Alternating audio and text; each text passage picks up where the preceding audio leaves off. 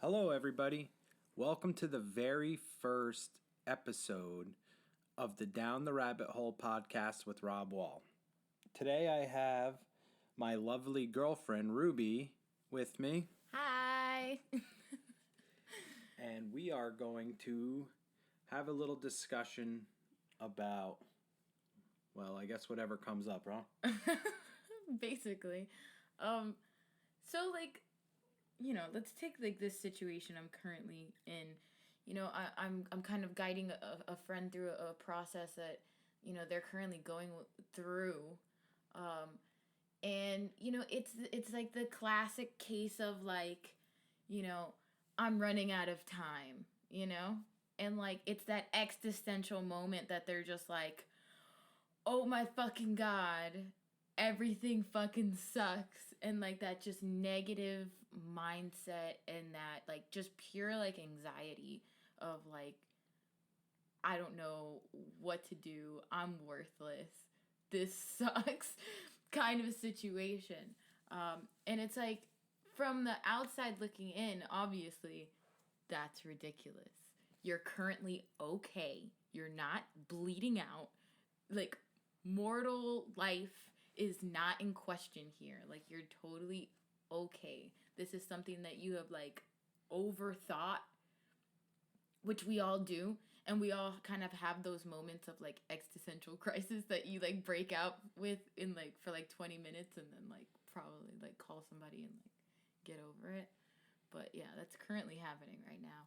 And I don't know what else to say anymore because I think I've ran out of positive things to say to this person.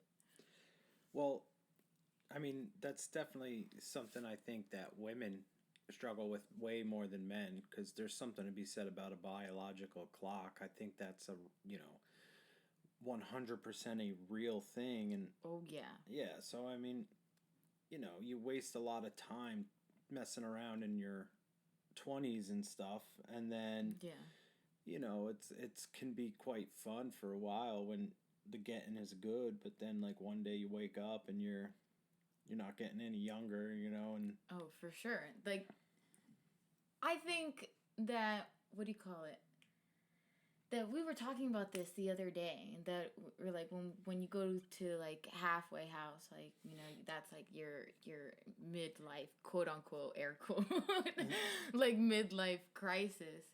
And I had my air quote midlife crisis at 19 years old. mm-hmm. And I had that whole moment of oh my god, what have I done with my life? And I feel that can happen when, let's say, if you're dealing with addiction, in our case, we lost a lot of years to using, or if you're in a really toxic relationship, you can lose a lot of years to that kind of situation. And I feel when you realize the amount of time that you kind of spent idle, or kind of on this autopilot situation, it's depressing when you think about it in a large picture that way. Yeah, I think to a certain extent too, especially being an addict,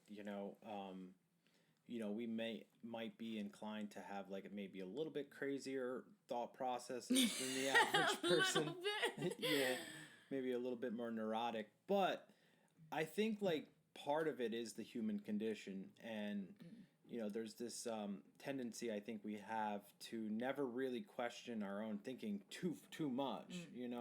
That's just kind of something that I think has been lost in today's day and age. There's not a lot of value on that, and so it's pretty amazing, going through life never really thinking much into anything, and I think it takes some people a very long time to have some sort of existential crisis where, they actually are willing to take a step back and try to observe their life from a more objective standpoint. Oh, for sure. The thing is that I feel that's always healthy in a way. You want to keep objective goal about your life, and you want to be constantly working towards something, and becoming a better version of yourself always.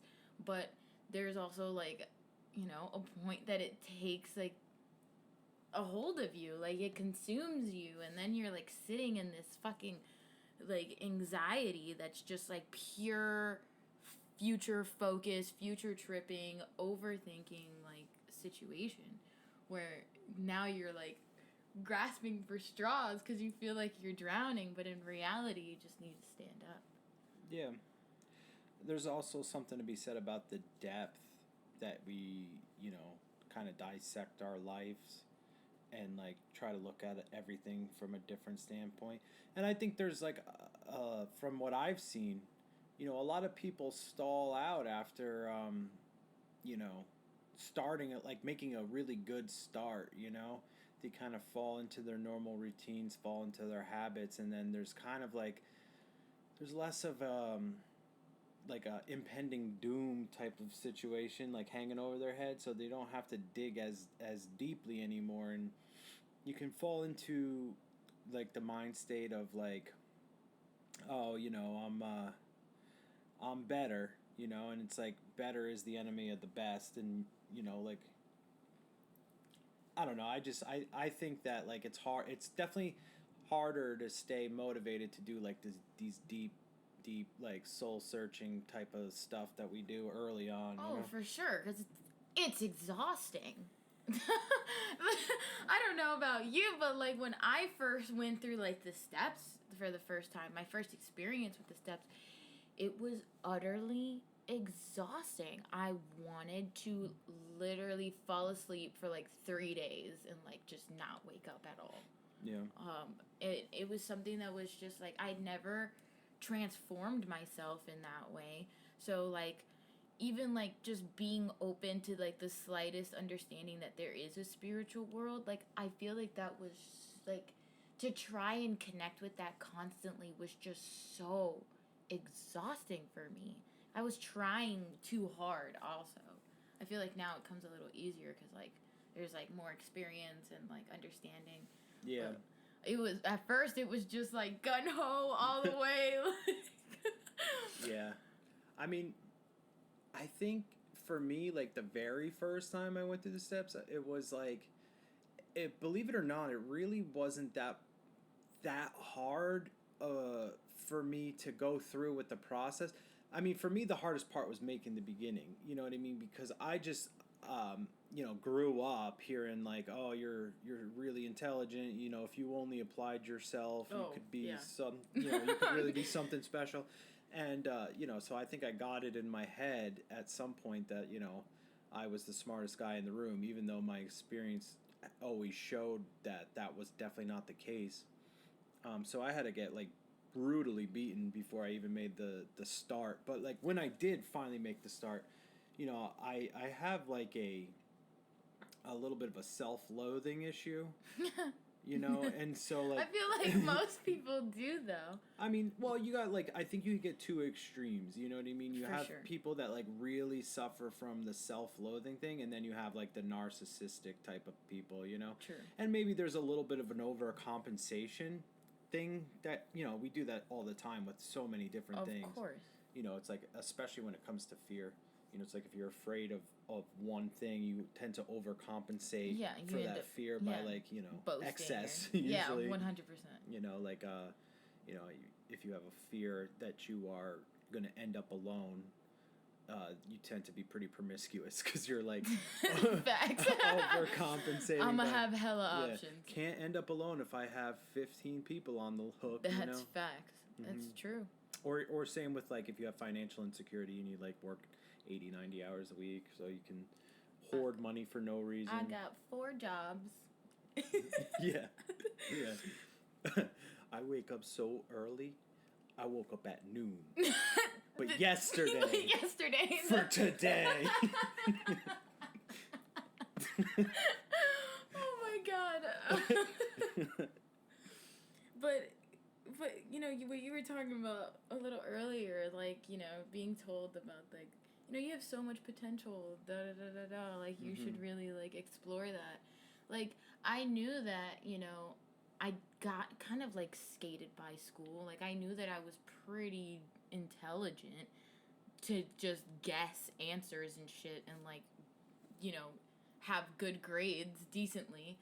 I was literally just skating by and like I was making like bare minimum, and it got to a point where I started to show myself over and over and over again like how unmotivated I was, and I took that feeling of being unmotivated as that just being me. Well, yeah. Like, I identified in that, and I was just like, well, now I don't want to I feel like I don't want to put in the work, so therefore, I'm lazy. So therefore, I'm a piece of crap. Well, yeah. Like, continuing it's like the pitiful and incomprehensible demoralization that the Big Book talks about. It's like you really, deep down, you really want to be successful. Like, you want to be a certain way. Sure.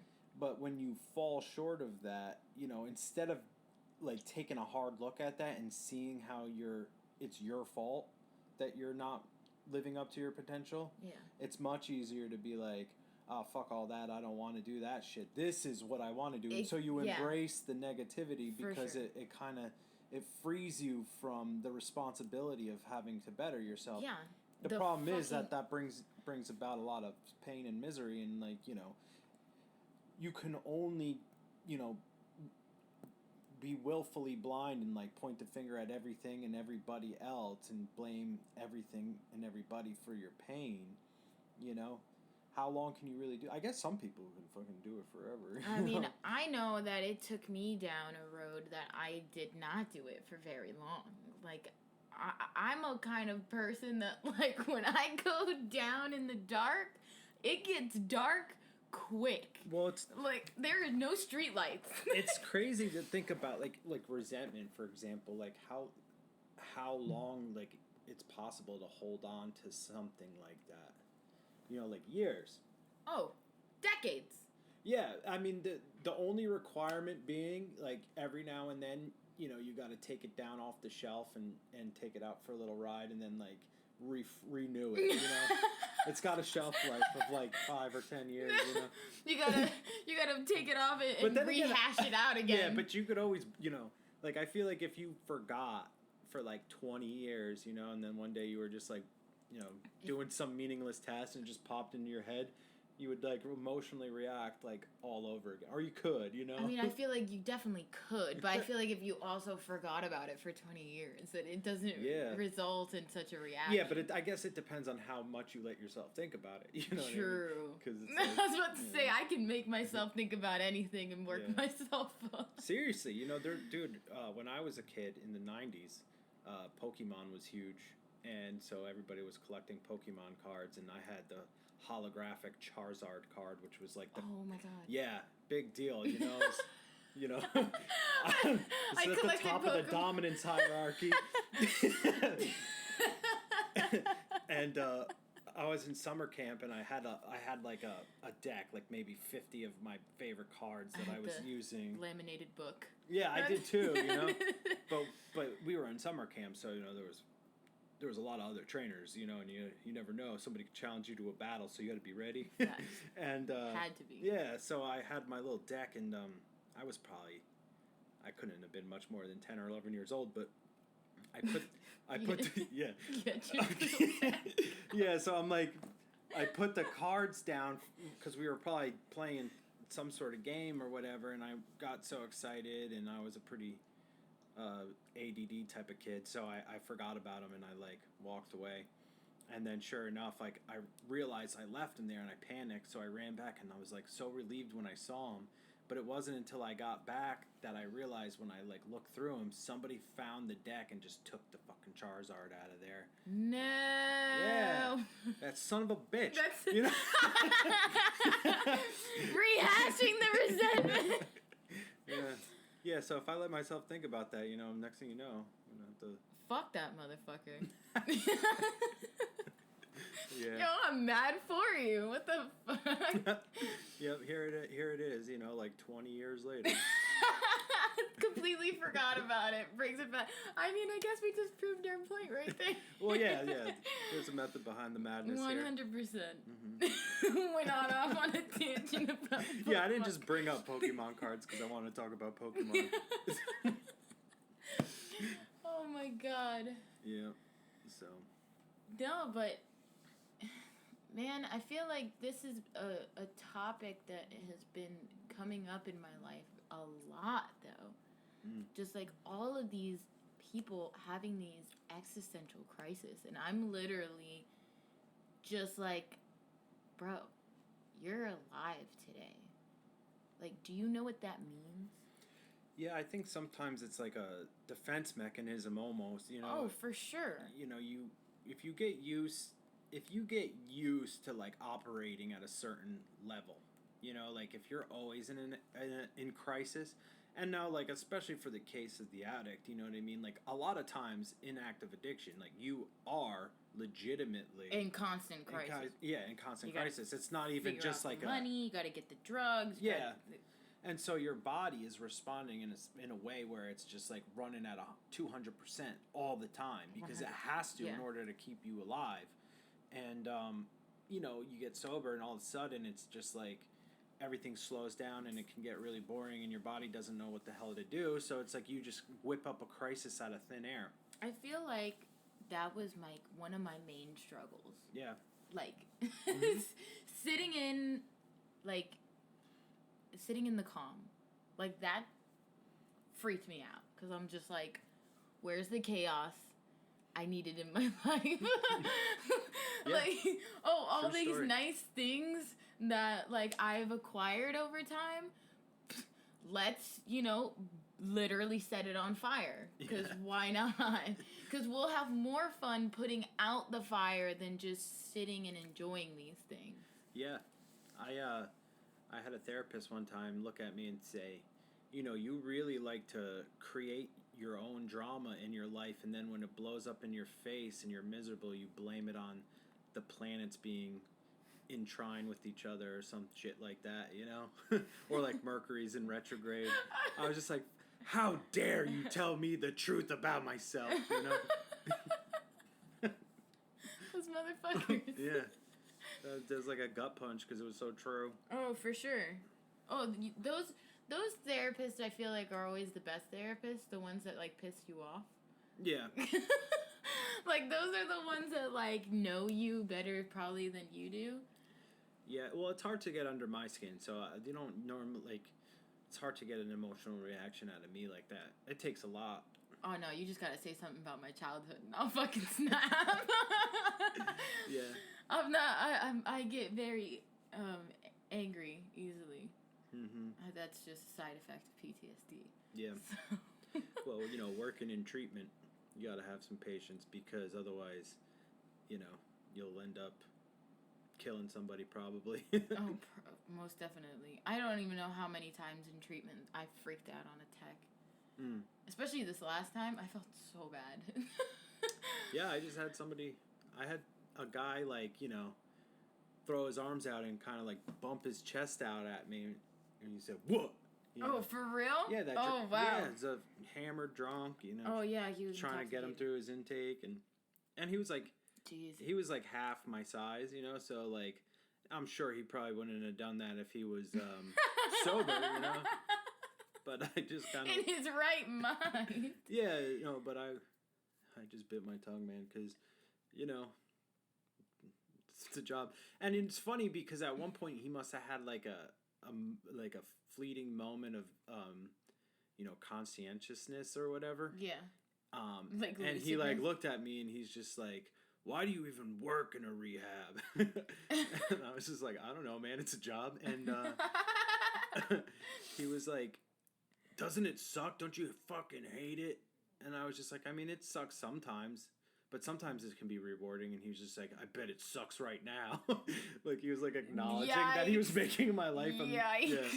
And he was just like... That's when you know they're really fucked up. Yeah, but I said to him, I'm like, yeah, you are making my life difficult right now, but that's happens sometimes. But the rewarding part of the job is in like 2 days when you're a different person and I get to have a whole new conversation with you, you know? That's, you know... That's true. Because that's normally when I start apologizing to people. Yeah. And I could tell it kind of hit him. Because he sort of like had a moment of like, whoa. But then he went Maybe right I back am being an asshole. Yeah, but then he went right back to being an asshole. Nah, not me. Couldn't be. It's like that one moment where the Grinch starts to like feel something, and then he's like, fuck that. Yeah. Christmas still sucks. He's like, screw you, I'm gonna go lay on the floor and swear at people, you know? No, honestly though, like, coming out of, like, I just, everything that's been going on with my mom and, everything this past weekend, it's just been a lot, like my brother with his dissociation issues and like trying to make it seem like, the bravado that we were talking about, that's just like, it's a lot. It was a lot of different personalities and stuff to deal with, this past weekend. And like, honestly, I really was seeing things from a different point of view. I was really seeing things from like that, like third person, like non-biased. And it was so weird to be that person because I've never been that person. So it was truly a weird, I feel like it felt weird. It was definitely a weird experience being that person.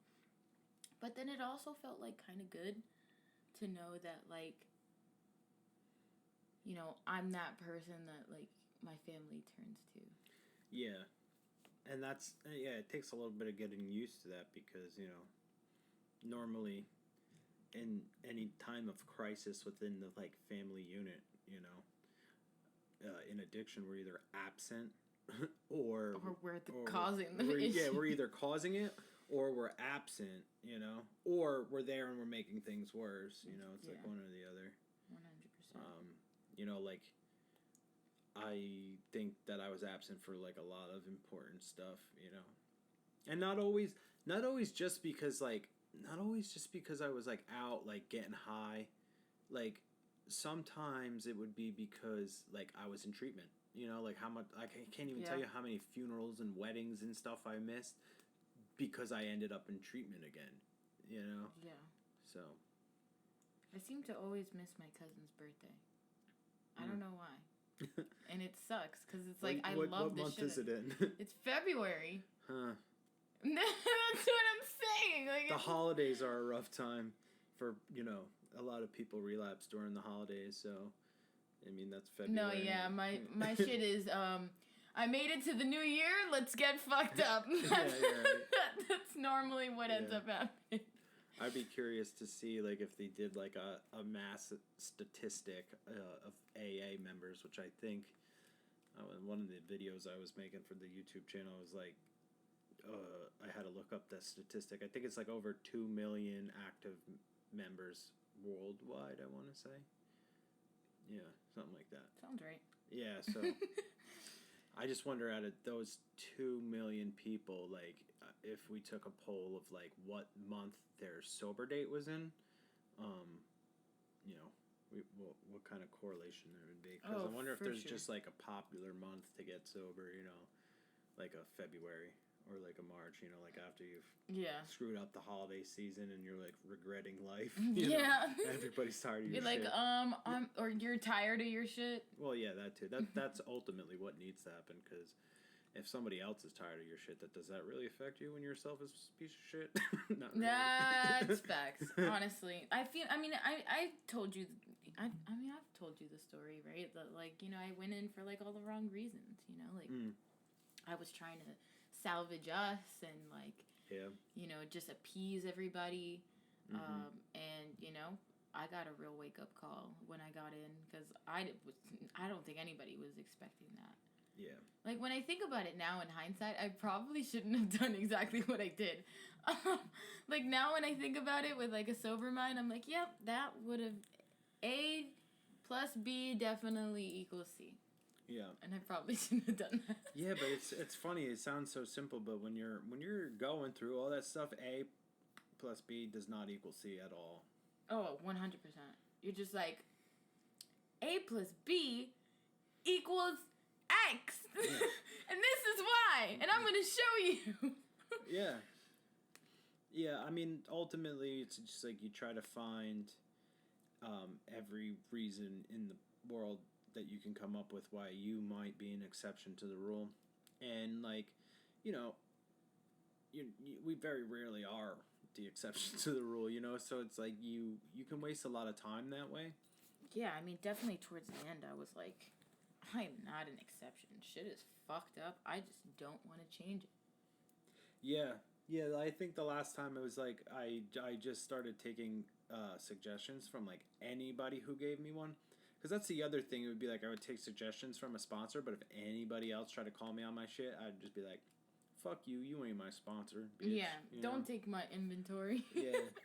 That's why sometimes I've like literally shared this at meetings before, like, I could go to a truck stop and ask a homeless person. Yeah, you said that before. Yeah, I could go to a truck stop and ask a homeless person to make every decision for me for a year, and chances are by the end of the year, my life will be significantly better. Probably. Well, yeah, because, I mean, I think, and that's in the third step. You know, it's like we when we play the director, you know, chaos ensues, and obviously the whole point of step 3 is to let God, be the director, but I don't necessarily feel that we're capable of doing that when we first come in. So definitely not. Yeah, so the best substitution we can come up with, like in the beginning, is the sponsor, or a therapist, depending on your road like, to recovery. Halfway house manager. Yeah, that would work too. Yeah.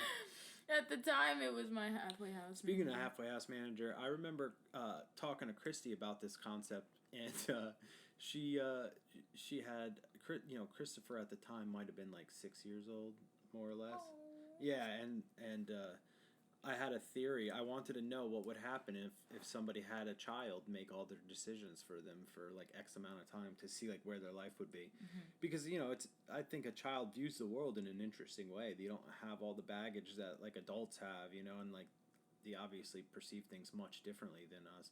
And so I was just curious to see like the problem is, and she gave me full permission to do this experiment with Christopher, and I was going to do it, but at the time I was having like a lot of like relationship issues, and so he didn't want Christopher to do it. Yeah. I'd be like, yeah.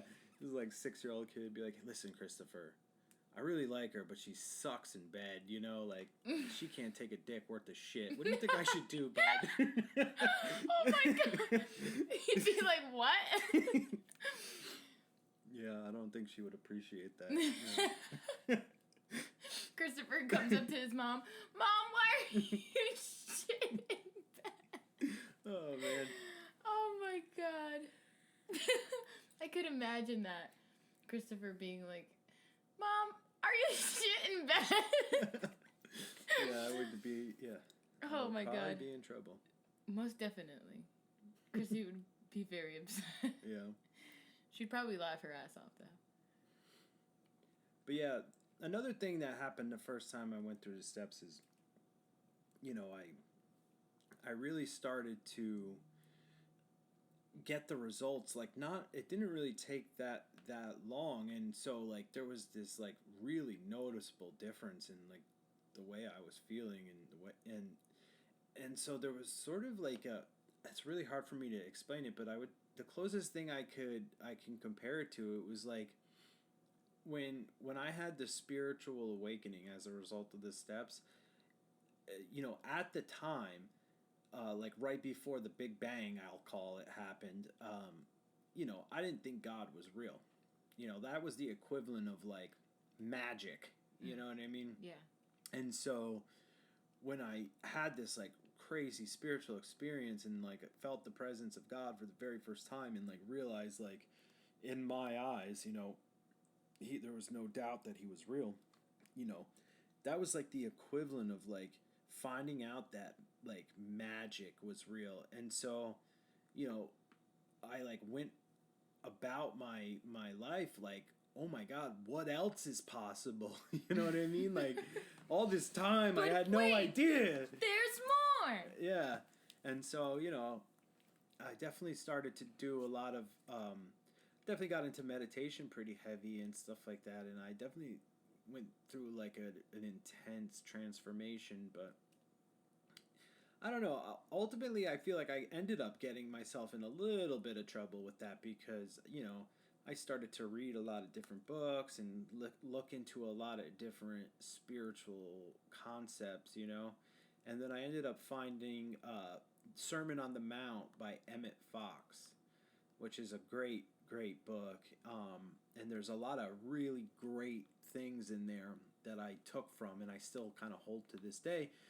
But one of the concepts that he talks about in that book was, uh, he starts off the book by kind of like dissecting like organized religion, and he talks quite a bit of shit on it, to be honest with you, because there is a lot of issues with organized religion.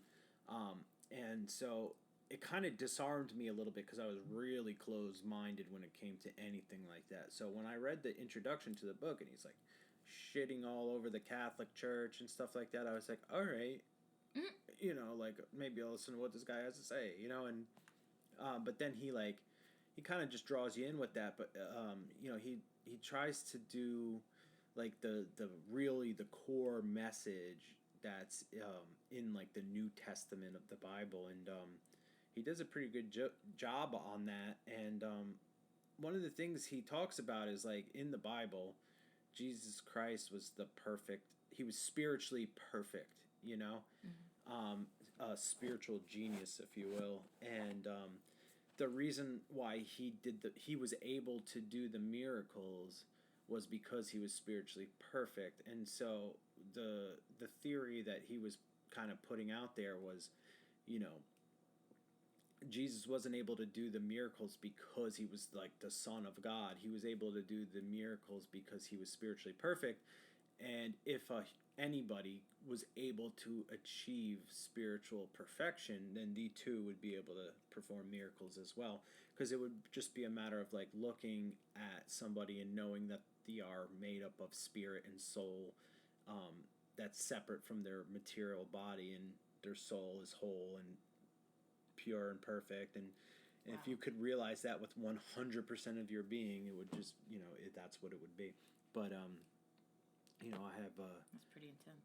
It is. It's an intense theory, and it sounds cool, but I mean, in practice, it's it's impossible. Nobody's going to be spiritually perfect, and progress, not perfection. Yeah, but like here I am in early recovery with still this gigantic ego, and like a very dangerous type of giant ego, because now it's got all these new terms to use to like mask and hide behind it. Mm-hmm. You know what I mean?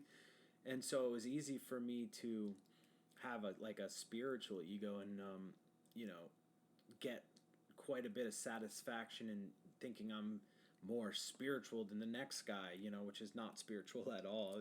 100%. Yeah. And so I read this thing and I'm like, oh, I could do this, and so I definitely bit off more than I could chew, and never really got the dose of humility that I needed to maintain long-term sobriety, I feel like I've definitely been there, within my first year and a half.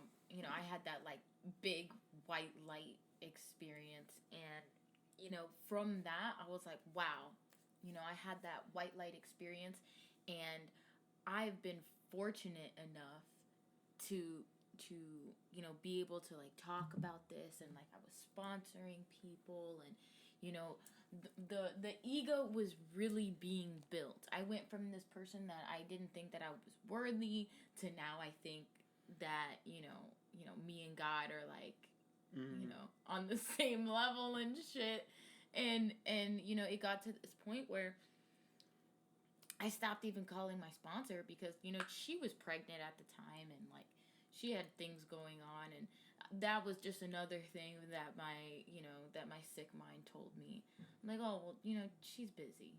Let's not burden her. So, and I'm like, I can figure it out anyway. I'm a smart person. I look at where I've gotten. I've gotten out of halfway. I've made good decisions for myself. I think I can do this. And, that's when you, start to take your will back a little bit at a time. Because it doesn't just happen all at once. It happens over time, and you start to condition yourself into thinking in a certain way, so you don't even see it fucking happening. Mm-hmm. And that's the crazy fucking part, is that to you suddenly this relapse happened. But like in reality, like when you take it like 2 steps back, you really see what actually happened. And it was like over this long period of time, all of these behaviors promoted this kind of thinking. So therefore, etc. on and on. Yeah. And I definitely understand what it is to be in that mindset of like, I got this. Like, I've been doing really fucking good. I'm super spiritual. I'm like, God's favorite. So, I'm definitely can walk through life with no fear. Mm-hmm. And I definitely thought I was invincible for a while. Yeah. I remember at one point, like, coming to this, I don't want to say conclusion because it's never concluded, but like, I thought of God as like a signal that's ever present, and like, as an addict, our antennas are broken. And it's like the 12-step process is a process of fixing your antennas, and then you tune in for the very first time. Because it's like, It's an interesting analogy that you just.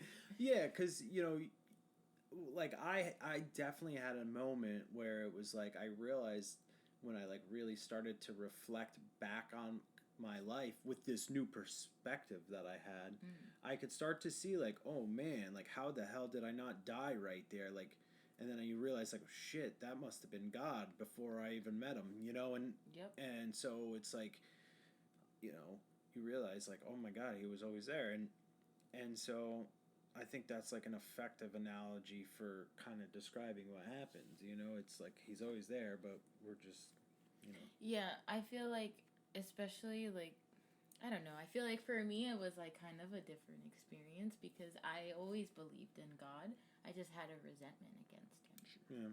Because of the things that happened in my life. Yeah. So it was more like I knew of God and I believed in God, but I didn't think God believed in me. Mm-hmm. I was like, you were always there. You knew everything that was going on, but yet you still let me suffer as a blameless child. Yeah. Like, who can be more pure from sin than a blameless child? Yeah. And that was really how I thought for a really long time. And I used that as, like, a motivation. I mean, that's, like, I think an age-old question. Yeah. It's like if there is a God, then why is there so much suffering in the world? Oh, for sure. Why doesn't he do something about it? And the best answer I've ever personally heard to that question was like, well, he did do something about it. He made you. Right? Because it's up to us to change the world. It's about the sick helping the sick, and the poor helping the poor, and the lame helping the, you know what I mean? And that's why we have like our free will. Yeah. God wants us to choose the righteous path. Like, not like just like, oh, I have all this free will. Let's go cause chaos and hurt people and bring pain. Like, that's obviously not what the goal is here. At that point, that's when things start to get in your way. You notice that you get stopped a lot. Like, when I'm on that path of just pure destruction, nothing works out for me. Yeah, well, sometimes I wonder, like, when it comes to free will, because that's a rabbit hole in itself. When it comes to free will, yeah, right. Branding. No, but when it comes to free will, like, is there really free will? Is there a neutral territory? Because, maybe in one sense, if you're living right and things are going good for you, like, you're living in God's will, and then, if you reject that, you know what I mean? Like, I've heard it termed like your character defects are in control, or your fear is a perfect way to put it. It's like, is love in control or is fear in control? You know what I mean? But like, you're caught in the middle and you have very little to do with it. Yeah. No, 100%. And sometimes, I mean, if you, I don't know, but for me, I'm a very emotional person, and I'm very like empathetic as well. So like, if you're feeling a certain way, then I feel that certain way, and I don't even know why I'm feeling it. I'm just like absorbing your energy, and like that sucks. But I've been learning to like not do that so much, and rather to observe rather than to absorb. But what I was trying to get at was like, what was the point I was trying to make? Well, I mean, I think to a certain extent everybody's got that a little bit, because mind states are definitely contagious, and I see this constantly working in treatment. You get like one super negative person and the whole community suffers from it. But I do think there is a limit to what people will take, you know, because like we had a couple clients that were like really, really extra negative, some of the most negative clients that I've seen. And I mean, the whole community was up in arms, like they were just like on a soapbox and just getting everybody all riled up, and it was turning into a nightmare. But I would say after like 2 days, maybe three, one by one, more and more people were just like, oh my god, just shut up already. You know, they got bored real quick with it, and then like they started to kind of almost like excommunicate these people, and they didn't last long. Like, but that was obvious. Like, we knew that. But as far as like the other people go, that's like was the real concern, because these people were doing fine before they started getting dragged into it. But then they got bored real quick. So ADD for the win. ADD for the win. No, I mean, like, that definitely happened when I was in rehab. Like, there was this just girl that was just, oh my God, just like the most negative person you could possibly ever meet. And you could tell that she had like something wrong with her, because like she literally would go up to grown adults and be like, hey, do you want to pretend to be friends? Like, there was, okay, like, you could definitely tell, like, as an adult, like, there are some other issues. There are some outside issues going on there. And, you know, she just was so negative all the time, to a point where everybody literally just stopped talking to her. Yeah. Like, we just all collectively pretended like she did not exist. She didn't like that very much. To the point that to the next day, she automatically had a behavioral change. Like, completely different person the next day. It was very strange to see somebody's personality completely change like that. Yeah. And it happened in just a quick second. Mm-hmm. Like, from night to day, one person, like, one super negative person to just like a tolerable person to be around. Yeah. Which is freaking weird. Well, one thing I can say from my own experience is that wherever I go, I fit in. You know, and so if I'm to an extent, I feel like, in my own experience. Yeah, I noticed that, you know, I like whenever I would go into a place and it was filled with, you know, people that had like maybe a more negative mind state. When I say negative, I don't even necessarily mean like super pessimistic. I mean more like, you know, they just had their priorities all screwed up, you know. Mm-hmm. And I would go into a place like that, and I would just jump right in, you know, and I would be like, you know, before you know it, I'd be like leading the pack of like the bad decision crew, you know, and then I'd get myself into trouble and everything, and then, you know, I'd burn my life down and have to start all over again. People who sit in the back. Yeah. Relapse row. And then like one day I like ended up in a halfway house that was like filled with like a group of guys that were just like all doing the right thing. They all thought that doing the right thing, working a program, was cool. And that's like, you know, what got you props in the house, you know. And next thing you know, like, I got a sponsor for the first time. I'm doing steps for the first time. So it's just crazy how, like, the people that are around you like influence you so much. Oh, 100%. Like, that's why, you hear it in the rooms all the time. Like, show me your friends and I'll show you your future. Like, something like that. And, like, Mm-hmm. I hear it all the time, especially from, like, old timers. It's like, you gotta stick with the quote unquote winners, whoever the fuck those people are, still trying to find them. Yeah. Mm-hmm. um, but it's true. If you're around people that are doing the wrong thing, you're more than likely gonna be doing the wrong thing, or at least thinking the wrong way. Yeah. One thing that I'm starting to notice too is like try making some moves. Try making some big moves and see who supports you and see who doesn't. You know That's what I mean? true. Because you'd be surprised that like, how many people. It's not that they're necessarily negative, but you'd be surprised at how many people just are kind of like, they kind of like, they're Over it.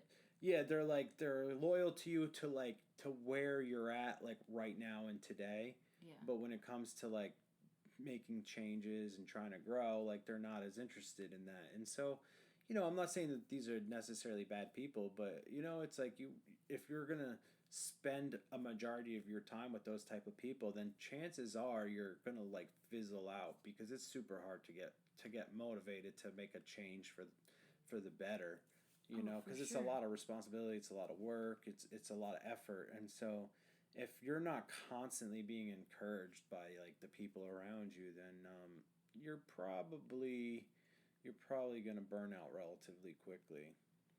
Oh, 100%.